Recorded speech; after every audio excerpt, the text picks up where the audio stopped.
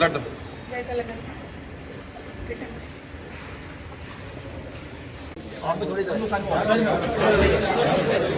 CBI custody కాదు, BJP custody. బయట BJP వాళ్ళు మాట్లాడేది, లోపల సిబిఐ వాళ్ళు కూడా అడుగుతున్నారు. అడిగిందే అడుగుతున్నారు. 2 నెలల నుంచి నథింగ్ న్యూ.